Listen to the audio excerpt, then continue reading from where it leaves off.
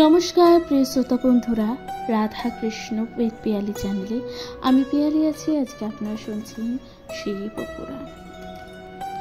প্রিয় শ্রোতা বন্ধুরা, শিব পুরাণ যেখানে মহাদেবের অলৌকিক লীলা তথা মহাদেবীর পুজো করার সম্পূর্ণ বিধিবদ্ধ বিধান যা সুন্দরভাবে বর্ণনা করা আছে। প্রিয় শ্রোতা বন্ধুরা, শিব পুরাণ আপনাদের কেমন লাগছে অবশ্যই আপনাদের গুরুত্বপূর্ণ মতামত দিয়ে জানাতে ভুলে যাবেন না। শুনতে থাকবেন শিব পুরাণ। আজকের আলোচ্য বিষয়বস্তু শিব পুরাণের পঞ্চম সংহিতা। আপনারা শুনবেন বায়বীয় সংহিতা, দ্বাদশ অধ্যায়। শুনতে থাকুন শিব পুরাণ। বায়বীয় সংহিতার দ্বাদশ অধ্যায় আছে রুদ্রোৎপত্তির বর্ণনা। বায়ু বললেন, ব্রহ্মা কল্পে কল্পে প্রজা সৃষ্টি করেন, কিন্তু প্রজাদের বৃদ্ধি লাভ হচ্ছে না। রুদ্রগণের অধীপ এই যে ভগবান কাল স্বরূপ মহেশ্বর নীলরোহিত রুদ্র ব্রহ্মার দুঃখ শান্তির এবং প্রজাদের বৃদ্ধি সাধনের জন্য পরমেশ্বরের আদেশ পেয়ে পুত্র হিসাবে জন্ম নিয়ে ব্রহ্মাকে অনুগ্রহ করেন। তিনি পরম ঐশ্বর্য সংযুক্ত পরমেশ্বর মহাদেব কর্তৃক প্রেরিত, তার শক্তির দ্বারা অধিষ্ঠিত এবং তার চিহ্নে চিহ্নিত। সেই শিবের নামে তার আর এক নাম। তার প্রভাব হাজার আদিত্যের সমান। তাহলে তার যে প্রভাব তা হাজার আদিত্যের সমান। তার মাথাতেও চন্দ্রকলার ভূষণ, তার গলায় ভুজঙ্গের হার, কেয়ুর ও বলয় দ্বারা শোভিত এবং কোটি তট, তার মাথাতেও চন্দ্রকলার ভূষণ। তার গলায় ভুজঙ্গের হার। তার গলায় কি বলছে? ভগবান বলছেন তার গলায় ভুজঙ্গের হার, কেয়ুর ও বলয় দ্বারা শোভিত এবং কোটি তট মুঞ্চ নির্মিত মেখলা যুক্ত। মহাবৃষভ তার বাহন, মহামেঘদের মতোই তার স্বর। তাহলে ভগবান বলছেন এই যে মহামেঘের মতন তার স্বর। এবং ভগবান তাই বলছে মহাবৃষভ হলো তার বাহন। মহানলের সমান তার তেজ এবং তিনি মহাবল পরাক্রমশালী। এইরকম অত্যন্ত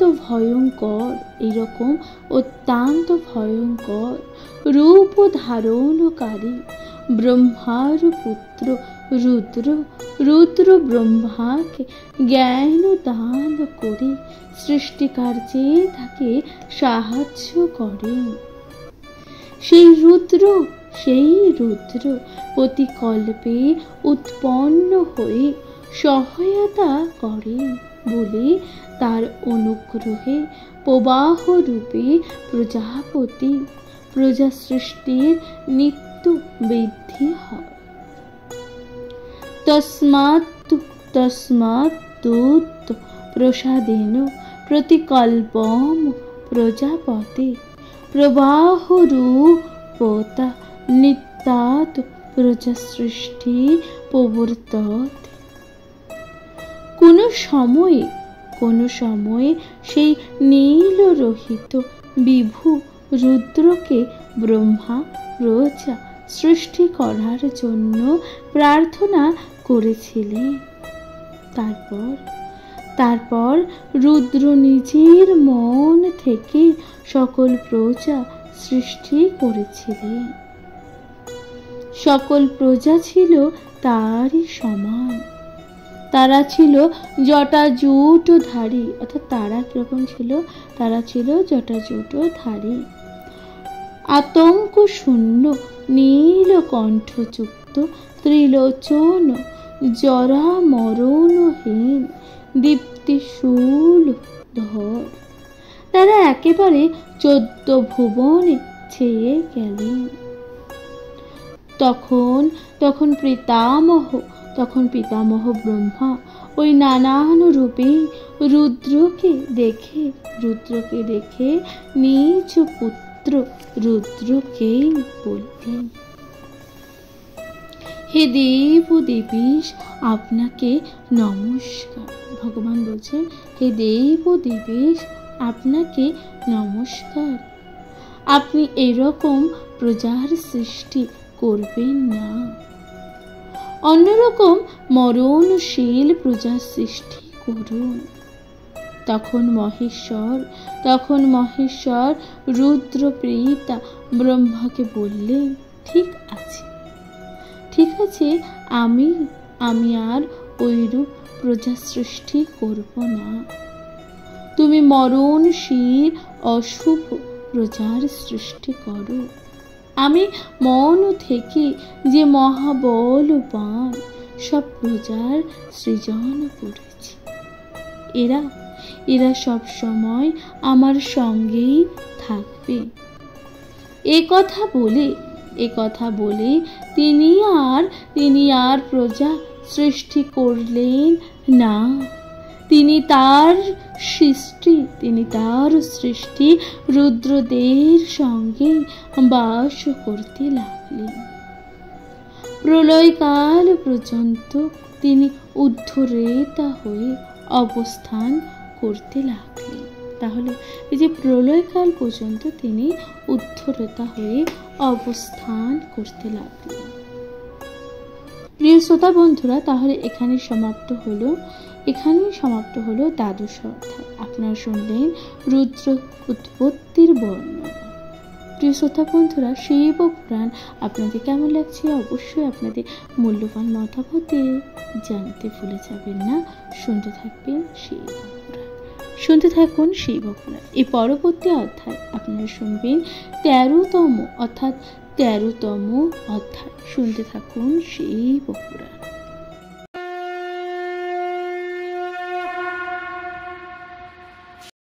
নমস্কার প্রিয় শ্রোতা বন্ধুরা, রাধা কৃষ্ণ পিয়ালি চ্যানেলে আমি পিয়ালি আছি। আজকে আপনারা শুনছেন শিব পুরাণ। আপনাদের কেমন লাগছে অবশ্যই আপনাদের মূল্যবান মতামত জানাতে ভুলে যাবেন না। প্রিয় শ্রোতা বন্ধুরা, আজকের আলোচ্য বিষয়বস্তু শিব পুরাণ পঞ্চম সংহিতা। আপনারা শুনবেন বায়বীয় সংহিতা, ত্রয়োদশ অধ্যায়। তাহলে ত্রয়োদশ অধ্যায় কি বলা হচ্ছে? বলছে যে রুদ্র ব্রহ্মার এই যে সংবাদ। বায়ু বললেন, ব্রহ্মা যখন দেখলেন মন থেকে সৃষ্টি করা প্রজাদের আর বৃদ্ধি হচ্ছে না, তখন তিনি মৈথুনজ প্রজা সৃষ্টি করতে ইচ্ছা করলেন। কিন্তু ঈশ্বর তখন নারীকুলের জন্ম দেননি, অর্থাৎ ঈশ্বর তখন নারীকুলের কোনো জন্ম দেননি, অর্থাৎ ব্রহ্মাদেব তখনও পর্যন্ত নারীর জন্ম অর্থাৎ নারী কিন্তু সৃষ্টি করেনি। তাই বলছেন যে সেই জন্য মৈথুনজ প্রজা সৃষ্টি করার অসুবিধা হলো। তখন তিনি নিজে মনে মনে স্থির করে যে এই প্রজা সৃষ্টির ব্যাপারে পরমেশ্বরের উপদেশ নেওয়া উচিত। তার অনুগ্রহ ছাড়া এ কাজ কখনোই সম্ভব হবে না। ফলে পরমেশ্বর কৃপা লাভ করার জন্য ব্রহ্মা তপস্যা শুরু করলেন। তখন লোক করতে সূক্ষ্মতরা বিশুদ্ধা আত্মা পরমা শক্তি ব্রহ্মার মতে উদিতা হলেন। ব্রহ্মা সেই পরমা শক্তির সঙ্গে হৃদয়ে ভগবান ত্রম্বকের ধ্যান করে উৎকট তপস্যা করতে লাগলেন। যোগযুক্ত ব্রহ্মার তীব্র তপস্যা সন্তুষ্ট হয়ে পিতা মহাদেব দেখা দিলেন। তার এক অংশে কোনো এক মূর্তি প্রবেশ করে স্বয়ং মহাদেব অর্ধনারীশ্বর রূপ ধারণ করে ব্রহ্মার সামনে এলেন। এবার আপনারা শুনবেন অর্ধনারীশ্বরের স্তব। ব্রহ্মা বললেন, হে দেব মহাদেব মহেশ্বর, হে দেব মহাদেব মহেশ্বর, আপনার জয় হোক। হে সর্বগুণ শ্রেষ্ঠ, অর্থাৎ ভগবান বলছেন যে হে সর্বগুণ শ্রেষ্ঠ, আপনার জয় হোক। হে সুরাধীপ, আপনি জয়যুক্ত হন। হে কল্যাণ প্রকৃতি, আপনি জয়লাভ করুন। হে প্রকৃতি নামিকে, আপনার জয় হোক। হে প্রকৃতির দুরাঙ্গী, আপনার জয়যুক্ত হন। হে প্রকৃতি সুন্দরী, আপনার জয় হোক। হে অমোঘ মহামায়াশালীন মহাদেব, আপনার জয় হোক। হে অমোঘ মহাবল, আপনার জয় হোক। হে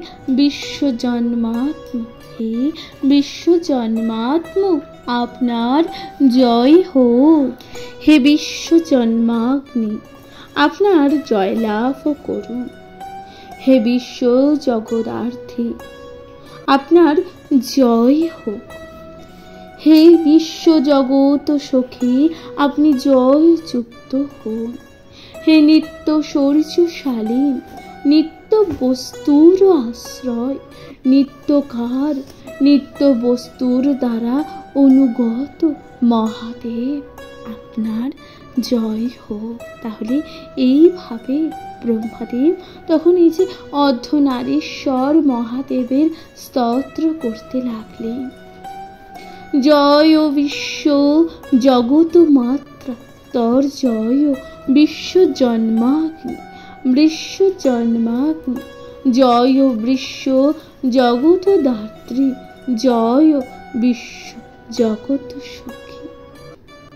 হে মাতু, আপনি আশ্রিত জনের রক্ষার্থে সুদক্ষা।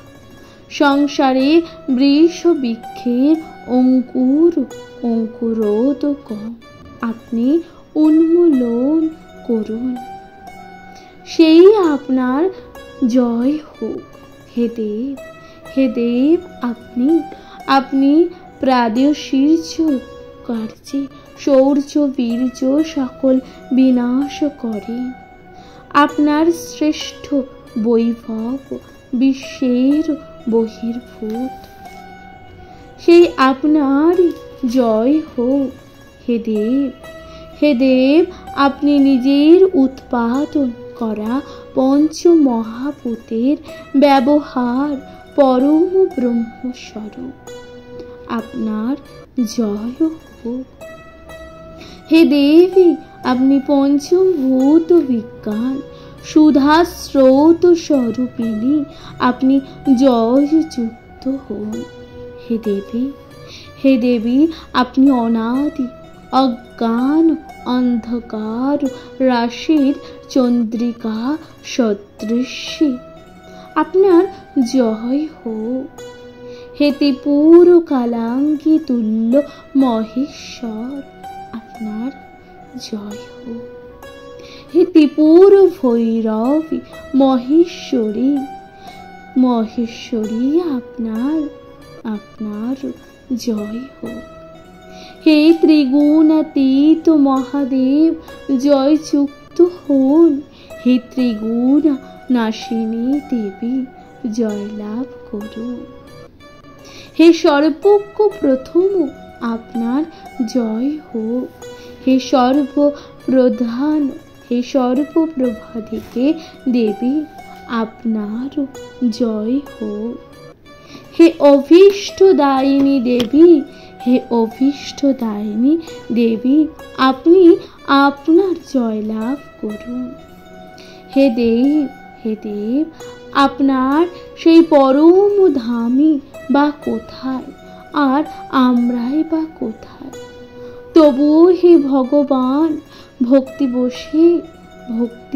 বসে আমি প্রলাপ করছি মাত্র। আমাকে ক্ষমা করুন, আমাকে ক্ষমা করুন। চতুর্মুখ ব্রহ্মা এই রূপে সুক্তির মাধ্যমে স্তব করি রুদ্র ও রুদ্রাণীকে বারবার প্রণাম করতে লাগলে। সেই স্তব শিব ও শিবানীকে আনন্দ দান করেন। যে জন কোনো ফল লাভের ইচ্ছে করে এই স্তোত্র পাঠ করে, শিব ও শিবানী কৃপায় তার সেই ফল লাভ হয়ে থাকে। সকল ভুবনের ভুবন ভূত ধারণ বা ভূত ভাবন, জন্ম বিনাশ রহিত নর নারী মূর্তিধারী শঙ্কর ও শঙ্করীকে সর্বদা প্রণাম করি। সকল ভুবন ভূত ভাবনা তাং জনন বিষান বিহীন বিগ্রহ অভ্যাস নর বর যুবতী পূর্ব রাভ্যাম সতত মহতং প্রণত অস্মি শঙ্করাভ্যাম। প্রিয় শ্রোতা বন্ধুরা, তাহলে আপনারা শুনলেন 13তম অধ্যায়। এর পরবর্তী অধ্যায় আপনারা শুনবেন 14তম অধ্যায়। 13তম অধ্যায় আপনারা শুনলেন রুদ্র ব্রহ্মার সংবাদ তথা অর্ধনারীশ্বরের স্তব। তাহলে শুনতে থাকুন শিব পুরাণ। আপনাদের মূল্যবান মতামত দিয়ে জানাতে ভুলে যাবেন না শিব পুরাণ আপনাদের কেমন লাগছে। অবশ্যই আপনাদের গুরুত্বপূর্ণ মতামত দিয়ে জানাবেন। চ্যানেলে প্রথমবার হয়ে থাকলে অবশ্যই পাশে থাকবেন। নিজের কাছের মানুষ পেয়েছেন সকলের সাথে ভাগ করে নিতে ভুলে যাবেন না শিব পুরাণ। শুনতে থাকবেন শিব পুরাণ। এর পরবর্তী অধ্যায় 14তম অধ্যায়। শুনতে থাকুন শিব পুরাণ। কমেন্টে লিখতে ভুলে যাবেন না হর হর মহাদেব।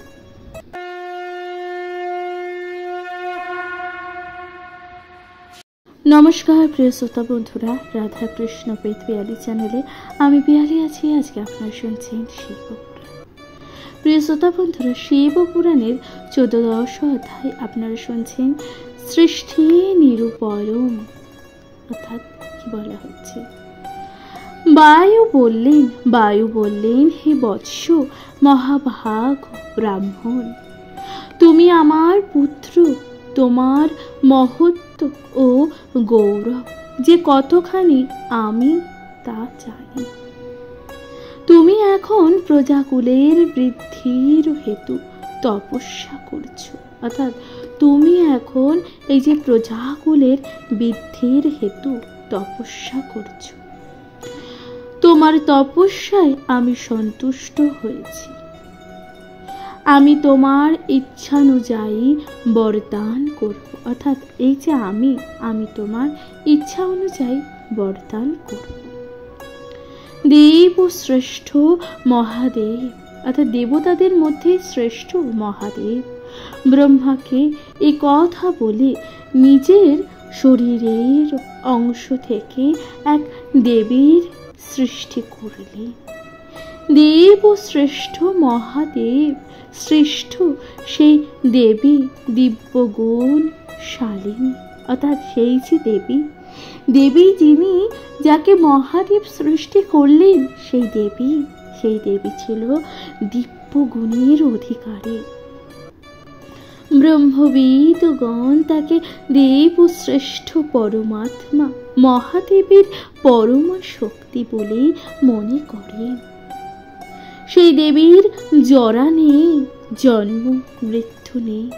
তিনি ভব ও ভবানীর শরীর থেকে আবির্ভূত হয়েছে।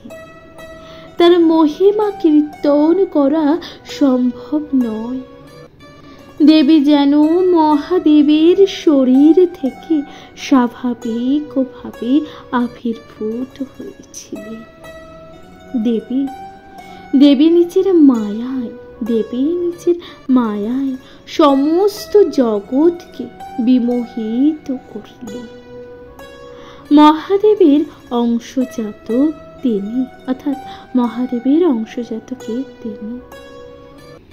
তার সেই পরম ভাব দেবতাদেরও অজানা। তিনি সকল অমর বস্তুর ঈশ্বরী। তিনি নিজ স্বামী মহাদেবের অঙ্গ থেকে উদ্ভূত হয়েছিলেন। সেই দেবী সর্বলোক মহেশ্বরী, সর্বগতা, সূক্ষ্ম জগৎ উদ্ভাসিনা। সেই দেবীকে দেখে ব্রহ্মা প্রণাম করিয়ে প্রার্থনা করলেন। তারপর বললেন, হে সর্বজন্ম দেবী, আমি মহাদেবের দ্বারা প্রথমে সৃষ্ট হয়ে তারই আদেশ প্রজা সৃষ্টি কাজে নিযুক্ত হই। সেই থেকে আমি জগতের সৃষ্টির কাজ করছি। তাহলে সেই থেকে আমি জগতের সৃষ্টির কাজ করেছি। হে দেবী, আমি প্রথমে মন থেকে যেসব দেবতাদের সৃষ্টি করেছি। হে দেবী, এই যে আমি প্রথমে মন থেকে যেসব দেবতাদের সৃষ্টি করেছি, তাদের মাধ্যমে সৃষ্টির কাজে বৃদ্ধি ঘটেনি। সেই জন্য আমি মৈথুন ক্রিয়ার মাধ্যমে সকল প্রজার বৃদ্ধি করতে ইচ্ছা করছি। কিন্তু এর আগে জগতে কোনো নারীর জন্ম হয়নি। সেই জন্য নারীকুল সৃষ্টি করাও আমার পক্ষে যে সম্ভব হয়নি। ফলে হে সর্বজ্ঞে, সকলের শক্তিদায়িনী সুরেশ্বরী বরদাত্রী, আপনার কাছে এই প্রার্থনা করছি যে এই জগৎ সংসারের বৃদ্ধির জন্য আপনি আমার পুত্র দক্ষের কন্যা রূপে আপনার এক অংশ দ্বারা জন্মগ্রহণ করুন। অর্থাৎ দেবীর কাছে তখন ব্রহ্মাদেব এই অনুরোধ করল যে আপনি আমার পুত্রের কন্যা, অর্থাৎ পুত্রের কন্যা দক্ষের যে কন্যা রূপে আপনি অর্থাৎ আপনার অংশ দ্বারা আপনি জন্মগ্রহণ করুন। তাহলে দেবীর কাছে ব্রহ্মাদেব এই প্রার্থনা করল, দক্ষশ্চ মম পুত্রশ্চ পুত্রী ভবার্দে এবং সা যাচিত দেব ব্রহ্মজনী। বেদবক্তা ব্রহ্মা ওইভাবে বললে দেবী তখন নিজের ভ্রুর মধ্যে থেকে তারা নিজের সমান প্রভাবশালী এক শক্তির সৃষ্টি করেন। দেব মহাদেব তাকে দেখে হাসতে হাসতে বললেন, তপস্যার মাধ্যমে ব্রহ্মার আরাধনা করো। দেবী দেবী মহাদেবের আদেশ অবনত মস্তকে গ্রহণ করলেন। তিনি ব্রহ্মার কথা মতন দক্ষের কন্যা রূপে পৃথিবীতে জন্ম নিলেন। অর্থাৎ তিনি এই যে ব্রহ্মার কথা মতন দক্ষের কন্যা রূপে পৃথিবীতে জন্ম নিলেন। তারপর রূপ অর্থাৎ তারপর এই যে ব্রহ্মরূপিণী দেবী আদ্যা শক্তি ব্রহ্মাকে অতুল শক্তি দান করে মহাদেবের দেহে প্রবেশ করলেন। মহাদেব অদৃশ্য হলেন। সেই থেকে এই সংসারে স্ত্রী সম্ভোগ প্রতিষ্ঠিত হল। হে বিপ্রগণ, মৈথুনের মাধ্যমে সেই থেকে পৃথিবীতে প্রজা সৃষ্টি শুরু হলো। দেবী আত্মা শক্তি থেকে সতীর উৎপত্তি হলো। তাহলে দেবী সতীর কিভাবে উৎপত্তি হলো এবং দেবী আত্মা শক্তির কিভাবে উৎপত্তি হলো আপনারা তা শুনলেন। প্রিয় শ্রোতা বন্ধুরা, সেই পুরাণ আপনাদের কেমন লাগলো অবশ্যই আপনাদের মূল্যবান মতামত জানাতে ভুলে যাবেন না। শুনতে থাকবেন সেই পুরাণ। প্রিয় শ্রোতা বন্ধুরা, আপনাদের গুরুত্বপূর্ণ মতামত এবং আপনাদের পাশে থাকা যা সুন্দরভাবে এই ভিডিও অর্থাৎ এইভাবে শিব কথা আপনাদেরকে উপস্থাপন করতে অনেক বেশি অনুপ্রাণিত করে। সুতরাং আপনারা সকলে পাশে থাকবেন এবং নিজেদের মূল্যবান মতামত দিয়ে জানাতে ভুলে যাবেন না। শুনবেন এবং সকলকে শোনাবেন শিব পুরাণ। শুনতে থাকবেন শিব পুরাণ। এর পরবর্তী অধ্যায় 15তম অধ্যায় আপনারা শুনতে চলেছেন। তাহলে কমেন্টে লিখতে ভুলে যাবেন না হর হর মহাদেব। শুনতে থাকুন শিব পুরাণ।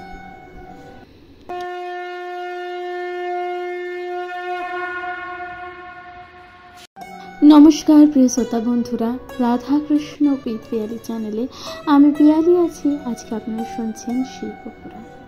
শিব পুরাণের 5ম অধ্যায়ে আপনারা শুনবেন বায়বীয় সংহিতা। এর 15তম অধ্যায় আপনারা শুনছেন স্বয়ম্ভুব বংশ বর্ণনা। শুনতে থাকুন শিব পুরাণ। বায়ু বললেন, ব্রহ্মা মৈথুনজ সৃষ্টি করার ইচ্ছায় ভগবান মহাদেবের কাছ থেকে নিত্য ও শ্রেষ্ঠ শক্তি লাভ করে। তিনি স্বয়ং নিজের শরীরে এক অর্থে নারী ও এক অর্থে পুরুষ হলেন। তার নাম হলো শতরূপা। তাহলে এই যে ব্রহ্মাদেবের নাম কি জন্য শতরূপা হলো? কারণ ব্রহ্মাদেব তার নিজের শরীরে এক অর্থে এক পাশ হলো নারী এবং অন্য পাশ হলো পুরুষ হলো। সেই কারণে ব্রহ্মাদেবকে শতরূপা বলা হলো। ব্রহ্মা দ্বিতীয় অর্ধে যে বিরাট পুরুষের সৃষ্টি করেছিলেন, সেই বিরাট পুরুষ পূর্বকালে স্বয়ম্ভুব মনু নামে প্রচারিত হয়। সেই দেবী শতরূপ অত্যন্ত কঠোর তপস্যা শুরু করেন। সেই তপস্যার ফলে দেবী শতরূপা দীপ্ত যশা মনুকেই স্বামী রূপে লাভ করেন। শতরূপার গর্ভে মনুর ঔরসে 2 পুত্রের জন্ম হয়। একজনের নাম হলো প্রিয়ব্রত এবং অন্যজনের নাম হলো উত্তানপাদ। দম্পতির 2 পুত্র ছাড়াও 2 কন্যারও জন্ম হয়। একজনের নাম হলো অকুতি ও অন্যজনের নাম হলো প্রসূতি। মনু মনু দক্ষকে দান করে তার এক কন্যা প্রসূতিকে, তার অন্য কন্যা অকুতিকে দান করেন রুচি নামক প্রজাপতিকে। রুচি ছিলেন ব্রহ্মারই মানস পুত্র। রুচির ঔরসে ও আকুতির গর্ভে মিথুনের জন্ম হল। মিথুন হলে স্ত্রী ও পুরুষ। পুরুষের নাম যক্ষ এবং স্ত্রীর নাম হল দক্ষিণা। তারা এই জগৎ সংসারের বিস্তার করলেন। দক্ষ স্বয়ম্ভূব কন্যা প্রসূতির গর্ভে 24 লোক মাতাকে উৎপাদন করেছিলেন।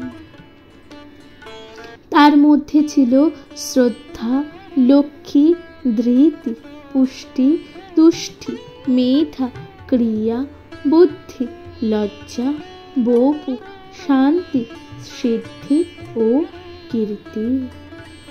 এই 13 জন দক্ষের কন্যাকে ধর্ম তার স্ত্রী হিসাবে গ্রহণ করে।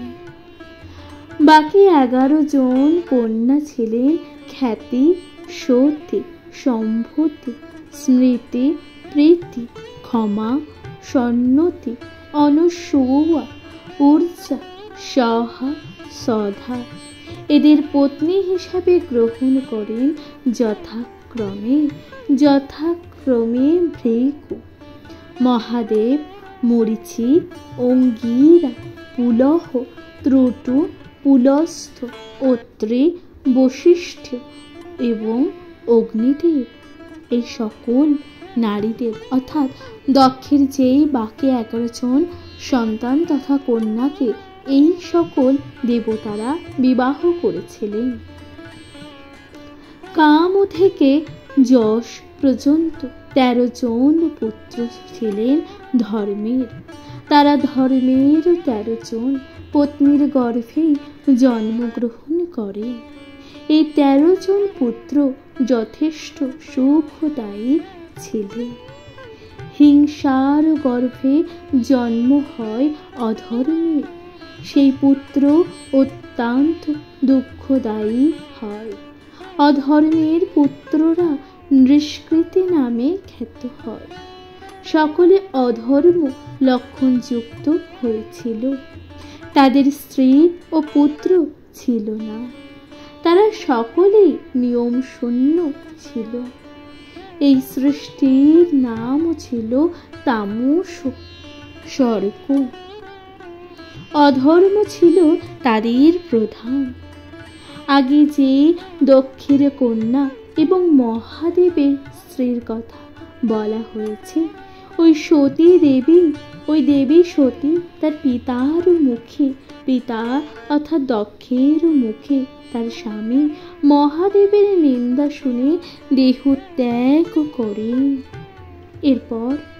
এরপর তিনি হিমালয়ের ঘরে মেনকার গর্ভে তাদের কন্যারূপে জন্মগ্রহণ করেন।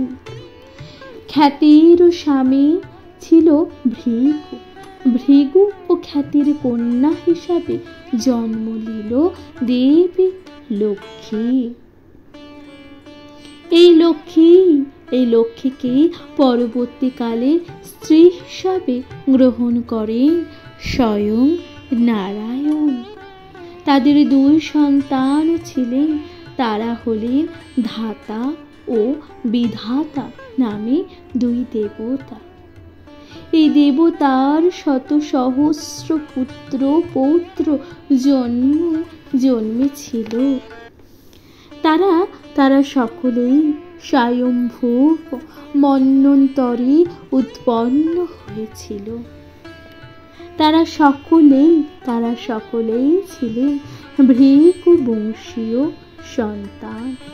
তাদের বলা হতো ভার্গব। সম্ভূতি ছিলেন মরীচের স্ত্রী। তাহলে সম্মতি ছিল কে? মরীচের স্ত্রী। তাদের সন্তান ছিল পৌর্ণমাস নামে এক পুত্র সন্তান। তার 4টি কন্যা সন্তানও ছিল। তাহলে তার কটি সন্তান ছিল? 4টি কন্যা সন্তান। তার পুত্র কন্যাদের বংশ বিস্তার হয়েছিল। এই বংশে কাশ্যপ ঋষি জন্মগ্রহণ করেছিল।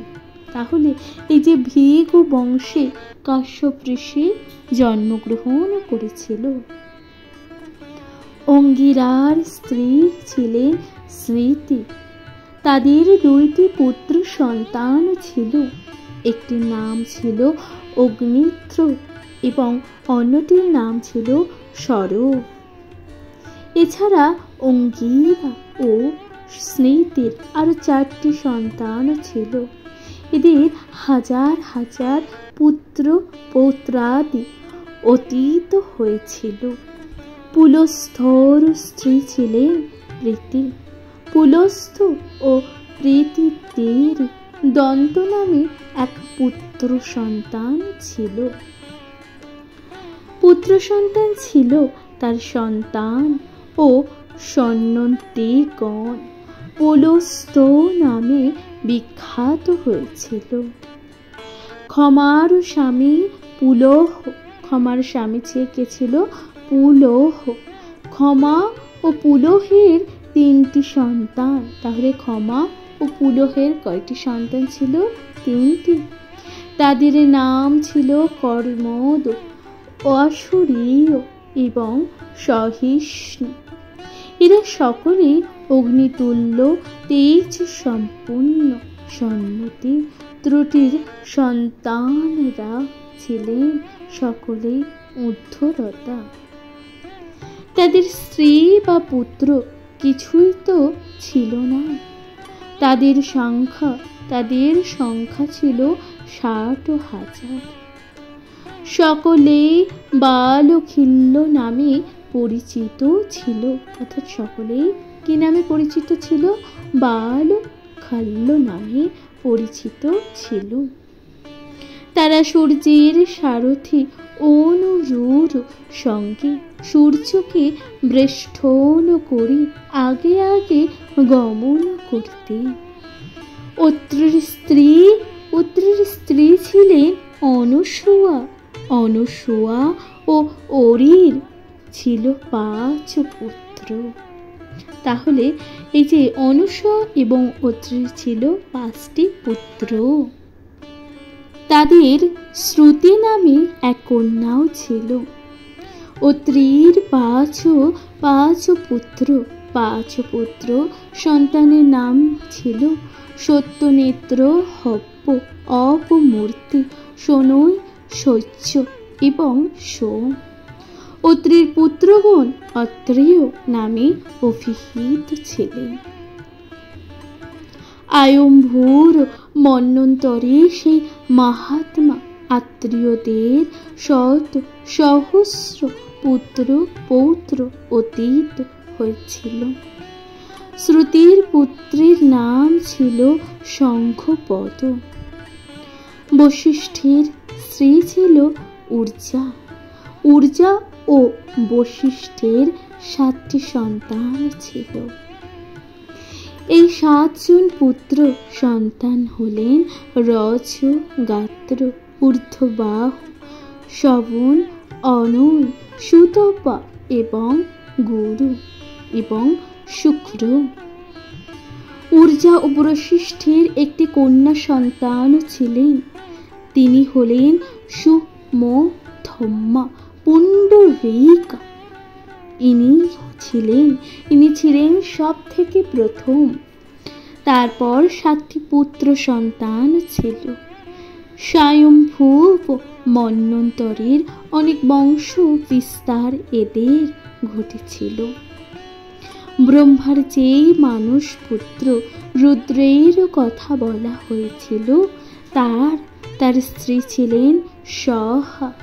সহার অমিত বিক্রমশালী 3টি পুত্র সন্তান হয়েছিল।